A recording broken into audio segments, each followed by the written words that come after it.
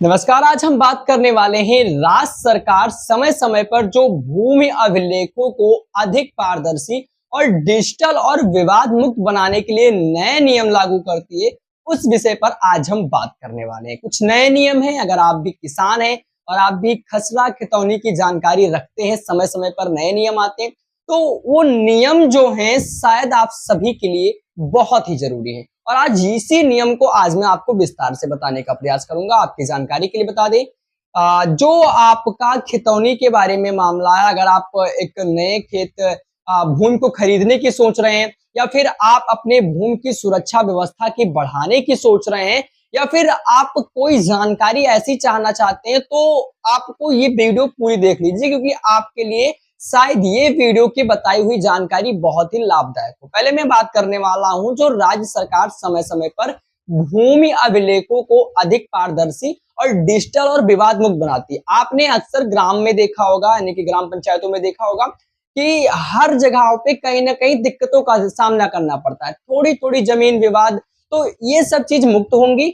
और जितने भी फसौले वाले सिस्टम विवादें हैं वो भी खत्म होने वाला है, क्योंकि अब सरकार एक नया नियम पारदर्शी तरीके से लाने वाली है, जो कि विवाद मुक्त बनाने के लिए नए नियम लागू करती है।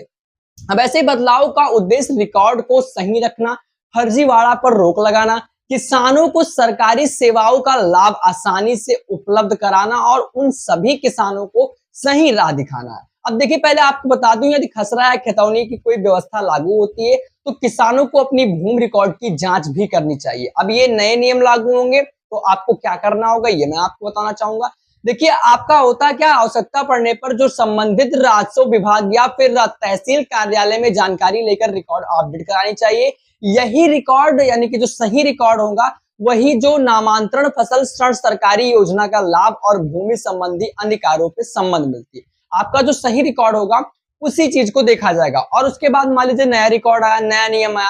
अब नए नियम में मान लीजिए कोई त्रुटि थी, वो त्रुटि को अब और मतलब खत्म किया जाएगा। और मान लीजिए कि आपके भूमि रिकॉर्ड में वही त्रुटि हो, तो इसीलिए जब नए नियम आए तो आप भी अपने खितौनी खसरा को चीजों को चेक कर ले, जिससे क्या हो, जो त्रुटि है वो आप दूर कर सके। पहले तो मैं आपको यहाँ पर बताने वाला हूँ आखिरकार होता क्या है नए नियम को लेकर। तो दोस्तों, किसी भी नए नियम पर या आदेश पर भरोसा करने से पहले उसकी पुष्टि सरकार की आधिकारिक सूचना, देखिए आधिकारिक सूचना का मतलब है आप किसी भी कहने पर या मत सोचे कि ऐसा सिस्टम आ गया। जो आधिकारिक सूचना मिलती है, जो ऑफिशियल साइट सरकारी की होती है, वहां पे संबंधित विभाग से जरूर कर लें, क्योंकि वहां पर संबंध जो जानकारी होती है वहां पर विवरण अपलोड कर दिया जाता है। सोशल मीडिया पे फर्जीवाड़े भी होते हैं, लेकिन उन सभी चीजों से आप बिल्कुल सतर्क रहिए।